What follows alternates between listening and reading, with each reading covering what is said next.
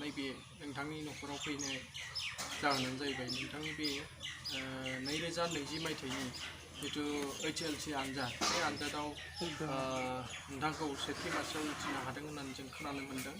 थ' बे हिसाबै जोङो नोंथांनि न'खराव जों फैनानै दिनै नोंथांनि जे बोरै माने फरायनायाव बा उथ्रिसारनायाव नोंथां माबोरै माने साक्सेस जानो हानाय बेखौ नोंथाङा गिबियाव माने फोरमायग्रोदो जोंनि LNR निउसनि गेजेरजों आरो गिबियावनो आङो जोंनि LNR निउसनिफ्राय जोङो बरायग्रोनाय थाबाय नोंथांनिसिम। थ' नोंथाङा गिबियाव जिहेतु जोङो नोंथांनि मुंखौ सोंगोन आरो नोंथांनि मुङा दा नोंथांनि मुंखौ दा जोंनो खोन्थानो सिनायथिखौ जोंनो होग्रोदो। खुलुमबाय, आंनि मुङा मुस्लिम बर'। आं देग्लायनि मेट्रिक एग्जामाव उदालगुरि जिल्लानि सिङाव थानाय खासे सुबा गामिनिफ्राय भेरगाव उच्च बिद्यापीठ फरायसालियाव फरायनानै 90.16% लाखिनो हादों। दा नोंथांनि जिखिनि टारगेट बा नोंथाङा जि गासै मार्कखौ लानानै नोंथाङा जिहेतु उथ्रिसारनो हाबाय आरो नोंथाङा बबे स्कुलनिफ्राय नोंथाङा फरायनानै बेखिनि नोंनि आनजादाव उथ्रिसारनो हादों? भेरगाव उच्च बिद्यापीठ फरायसालियाव। भेरगाव उच्च बिद्यापीठ। बेवहाय नोंथांखौ फोरोंगिरिफ्रा बेसेबां माने नोंनि फोरोंनाय बा सोलोंनाय समाव नोंथांखौ बेसेबां हेफाजाब होदोंमोन आरो बेसेबां थुलुंगा होदोंमोन? जोंनि फरायसालिनि गासै सार मेडाममोनानो जोबोद थुलुंगा होयो आरो बेनि अनगायैबो जिहेतु नोङो उदालगुरिनि जिल्लानि हाग्राबारि हालामनि सिङाव थानाय खासे सुबुं गामिनि जिहेतु नोङो सासे माने सुबुं आरो बे हिसाबै नोंथाङा गामिनि जितु परिबेस बा आरो न'खरनि जे हाल-साल बे हाल-सालनि गेजेरजोंबो नोंथाङा माने नोंथांनि जितु थांखि बे थांखि बायदि नोंथाङा माने जाफुंसारनो हानायखौ जोङो नुदों। दा नोंथांनि बायदिब्ला बोरै जादों माने बेखौ मावफुंनायाव नों बेसेबां माने खस्थ' खालामनो गोनां जादों?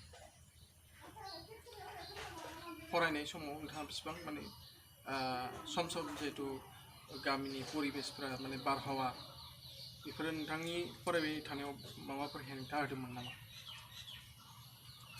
माने जेंना आरो बिदि माने नोंथांनि फरायनायाव बिदि जेबो हेंथा होआखै नङा होमबा?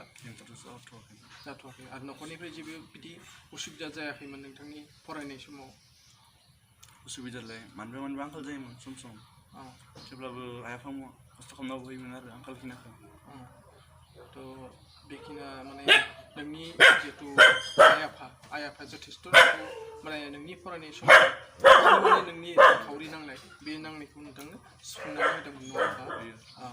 थ' जों जिहेतु नोंथाङा फैबाय थानाय समाव जिहेतु नोंथाङा सेथि मासियाव आवगायनो हाबाय जिहेतु 90.16 बे माने नोंथाङा लानो हाबाय। थ' नोंथाङा बे समाव नोंथाङा बबे आयदाखौ लानानै नोंथाङा बबे कलेजाव एडमिसन लानो सानदों? कलेजआ फिक्स जाथ'वाखै आरो आच्छा ओरैनो नोंथाङा बबे आयदाखौ सायख'नानै लागोन? साइन्स स्ट्रिमाव लागोन। साइन्सआव लागोन जिथु थांखिया इन्जिनियार ना साइन्स स्ट्रिमाव लागोन। थ' नोंनि थांखिया जेनेबा इन्जिनियार जानाय नङा होमबा? थ' जोङो साबायखर बावदों नोंनि जिथु थांखि बे थांखिया इयुनाव जाहाथे जाफुंनो हायो जों बिनि आफा आनान गसाइनायाव जों आर'ज खालामदों जाहाथे फैबाय थानाय समाव नोंनि इयुन जिउआ मोजाङै मोनसे बाबेनलांनो हायो आरो जिहेतु ओनसोलखौ लानानै नोङो जिहेतु माबाफोर माने मेसेज होनो सानदों नामा? फैबाय थानाय नोंनि जिखिनि उन जेनेरेसन बा फरायसाफोरखौ लानानै नोङो माबाफोर माने मेसेज खौरां रादाब होनो सानदों नामा? आं बेखौनो बुंनो सानोदि दुखियाबाबो न'खराव गोनां गैयाबाबो नाजाबानो हायो, माने खस्थ' खालामबानो हायो।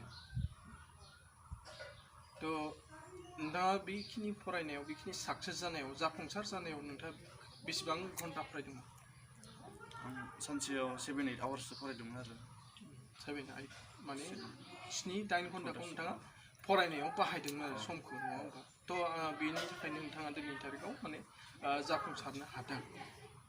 थ' आथिखालाव नोंथाङा जिखिनि मेसेज होबाय जों बेनि थाखाय नोंथांनो साबायखर बावबाय आरो जिहेतु ओनसोलाव जों सासे जौगानाय जोंनि सासे मोजां सासे सुबुं सम्पद जोङो जिहेतु मोननो थाखाय जोंबो हास्थायबाय थ' जोङो जों LNR जिहेतु निउस रादाब बुथुमगिरिफोरनिफ्राय जोङो नोंथांखौ साबायखर बावबाय आरो जिहेतु नोंथांनि जिहेतु न'खरनि जिहेतु उसुबिदानि थाखाय गेजेरजोंबो नोंथाङा दिनै जाफुंसारनो हाबाय थ' जोङो नोंथांनि जि आइ आफा पेरेन्टसखौबो जोङो जोंनि LNR माने रादाब बुथुमगिरिनिफ्राय जोङो साबायखर बावबाय बेनि थाखाय थ' जोङो जोबनायाव जिहेतु नोंथांनि जे दिनै जोङो रिपर्ट बा नोंथांनिफ्राय जों जिखिनि रादाब बुथुमनो फैदोंमोन बेखौ जों मोननो हाबाय थ' बेनि थाखाय नोंथांनिसिम जोङो साबायखर थाबाय खुलुमबाय